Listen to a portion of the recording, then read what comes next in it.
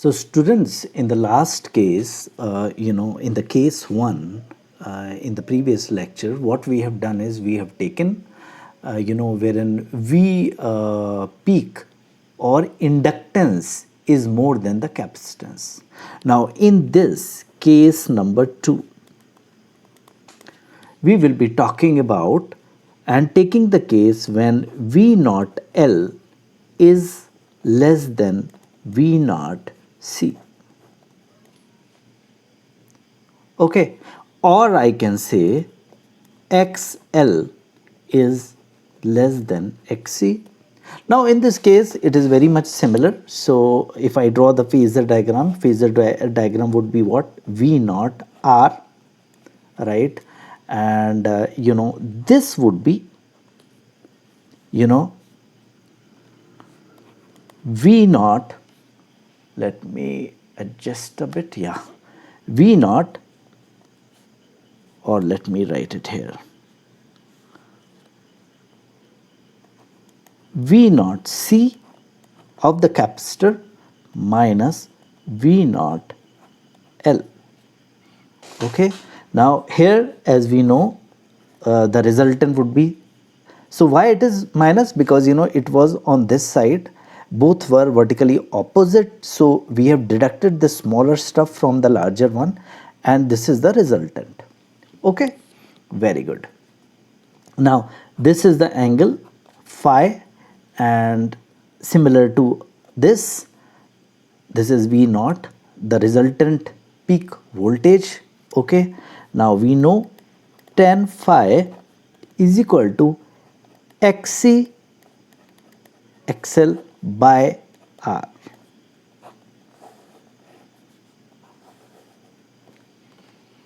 Okay, now here we know again, we know by the theorem, which is for which we use for vectors, similar to Pythagoras theorem, we can say V naught square is equal to V naught R square plus V naught, this is capacitance, minus inductance, and then whole square. Okay, further if I just put the values, what were the values? We knew the values. V naught R was what? I naught R, and V naught L was I naught XL, and V naught C was I naught XC. Correct? So if I put the values here, this becomes what?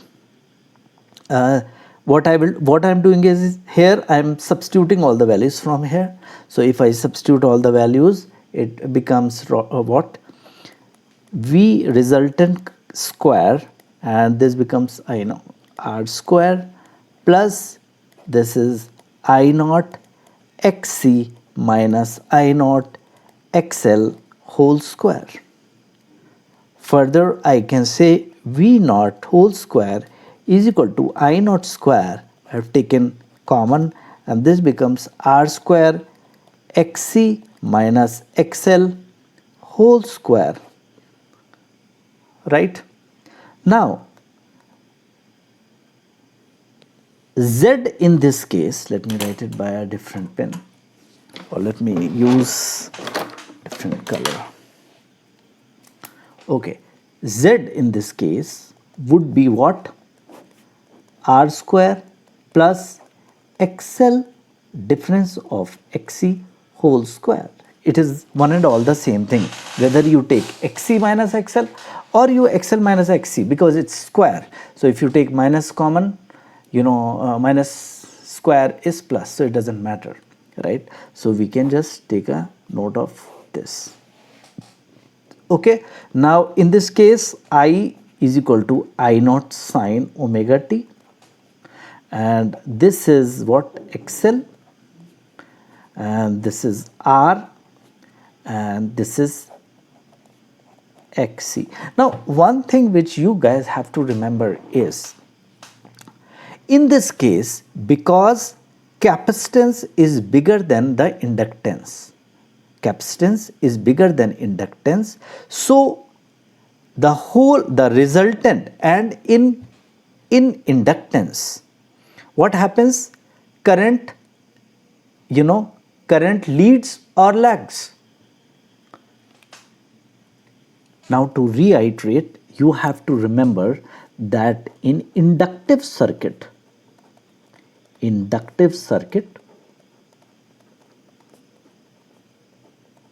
current lags. So if I have to, talk about this setup, in this setup, the resultant vector is, because V naught C is more than V naught L. V naught C is more than V naught L.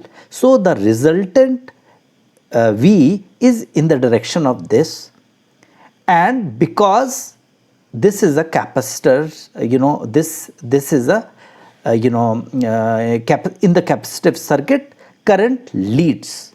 So this, the resultant would be somewhere here, right? So you have to remember this. The most important thing to reiterate is, in the inductive circuit, current lags, and in the capacitive circuit, current leads. Alright. So now just apply this, and then you will never forget this. Okay? Okay. Just remember this. And vice versa. Vice versa means if it is, capacitive circuit, then current leads. Okay? Okay. Now further, here I can say that, if I have to draw the figure, so if I have to draw the figure, I can say, see, this is what R current, right? And because, XC is larger than XL, so the net direction would be in this direction, which is the direction of what? XC, correct? And the resultant would be somewhere here of this and this, which is, let's say this is phi, this is again, this is XC minus XL, so this is also XC minus XL.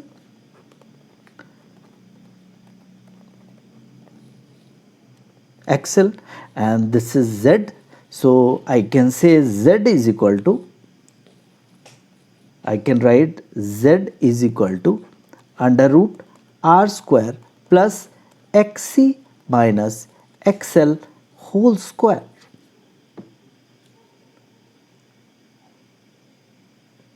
XC minus XL whole square.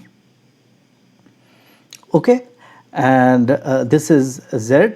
Also, I can say that V naught, let me write it here by different, V naught is equal to I naught under root R square plus XC minus XL whole square. Correct? Okay. Also, tan phi is equal to XC minus XL by R. Okay. So this is phi, because as you can see, tan phi is nothing this by this. That is what I have written here. Okay. Now let us take case 3. So if we take case 3, now case 3, we have when V naught L is equal to V naught C. Okay, now, or I can say XL is equal to XC, correct? Let's say the current source is I naught sine omega t, right? Now what happened? If this is equal to this, then we are just left with resistance, which is a pure resistive circuit, correct? So I can say V naught, and this is V naught R, correct? And this is I. Okay, so in that case we are left with R, because this and this gets cancelled. Okay, or I can say Z is equal to R, which is a pure resistive circuit. Again, in that case, V naught is equal to I naught Z, or Z is equal to R. So basically Z is, the formula is R square plus XL minus XC whole square. Correct? XL minus XC whole square. So, but if Z is equal to R, just put it there, then you will get Z is equal to R, because this turns to be 0. Correct? Okay. So we will study more in resonance condition in the forthcoming chapters, but right now I'm not taking too much of time discussing this. Now let's do a question, and this is a circuit wherein resistance is 3 ohmega. Inductance is given as 0.16 Henry and capacitance is 500 microfarad. The current or the AC current which is supplied is I is equal to 10 sine 100t. Now we have to find XL, XC, Z, phi, V0, VT, VRT, VLT, VCT and power factor and power average. Let's get started one by one. Now very simple. First of all, if I talk about XL is omega L, and I can just put in the value. What is omega? This is omega. So I can say 100 into, what is L? L is 16, correct? Oh, it's 0.16, I'm sorry, 0.16. So it becomes 16 omega. XC is equal to 1 by omega C, right? And this is 1 into 100 into 500, just putting the values, and it's 10 to the power minus 6 microfarad, sorry, minus 6. Okay, and this comes out to be what? 20 ohm. Okay, now coming, so this is done. XC, XL is done, XC is done. Now coming on to Z. Now Z, for Z, let's draw the phasor diagram. See, always above is XL and this is R and this is XC, correct? Now Z is equal to, or I can say first, like, this is R and this is XC minus XL, correct? So I can just find out Z is equal to what? Under root R square plus XC minus XL whole square. Okay, if I just put in the values, it becomes what? 3 square plus 4 square, which is nothing but 5 omega. Okay, so now we have what? Z as well, Z as well. Okay, coming on to phi. Phi we know, I'm just writing it here. 10 phi is equal to what? XC minus XL by R, which is what? 4 by 3, and this will be what? Is equal to nothing but 53 degree. Okay, so we are done with this phi also. Okay, so now comes the next one, which is V0, and V0, let me do it here. What is V0? So V0 is nothing but I0 into Z. Okay, so I can say 10 into 5 is equal to 50 volts. Okay, now comes the so this is also done. Now comes VT. Now remember in VT you have to remember this, and I have summarized this here just to make you understand better. See, if XC is greater than XL, then current leads net potential and the result is net capacitive. Okay, now if XC is less than XL, then it is net inductive, then current lags net potential. Okay, now by that, let me, if I draw it here, right? If I draw it here, then it becomes something like this, In this case, we have 0.16 Henry and we have capacitor of 500 microfarad. So what we have done is we have calculated XC is equal to what? 20 omega, and XL is, what is XL? 16 omega, right? So that means XC is bigger. So what will come into play? This will come into play, right? This. top one.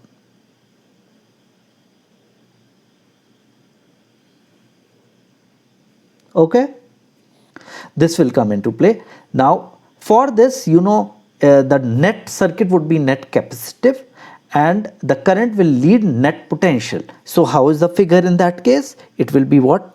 Net potential, it will be what? This, and this is what? If I have to write this is nothing but XC minus XL, and this is what? RI, and the resultant would be somewhere here. It would be what? ZV0, let's say. Correct. So in this case I can say VT is equal to V0 sine, okay, 100t, which is this, because see in this case current lags near potential. Okay, so this is in this case, but we have this case, wherein XC is more than XL, correct? XC is more than XL. So the current leads net potential. Okay, so if current leads net potential, so the potential would be what? Minus phi. Okay, or I can say, I can write it down here as VT is equal to 50 sine 100t minus 53 degree. Okay, now the next portion is what? We have to find VRT. Now if I have to find VRT, we have to remember whatever, since it is a pure resistor, so the phase would remain the same, right? So it will be what? V0 R sine 100t. Okay, or I can say I0 R sine 100t. Okay, or I can say 30 sine 100t. Next is what? VLT. Now remember in this, let me first start with phase difference would be 100t. See, remember in inductor current lags, so voltage leads by 90 plus 90, so you have V0 L, and this is what? I0 XL sine 100t plus 90. Okay, or further I can say 160 sine 100t plus 90. Okay, coming on to VCT. So what happens in the capacitor? In the capacitor, current leads, so voltage lags by 90 degree. So V0 C sine 100, t minus 90. Why minus 90? Because in this current leads, so voltage, and we are talking about voltage, lags by 90. So, or I can say, I0 XC sine 100t minus 90. Further, I can say 200 sine 100t minus 90. Okay. Now coming on to power factor. So we know power factor is nothing but cos phi, which is the phase difference, or I can say cos 53. So whatever is the answer is the final answer here. Correct. Now if I talk about the power average, so we know that this is Vrms into Irms cos phi. Okay, so I can say it is what? Vrms is what? 50 by root 2 into 10 by root 2 into 3 by 5 and whatever is the answer. So I think you will not get any question out of this. I mean, apart from this, more or less the concept remains the same. Okay.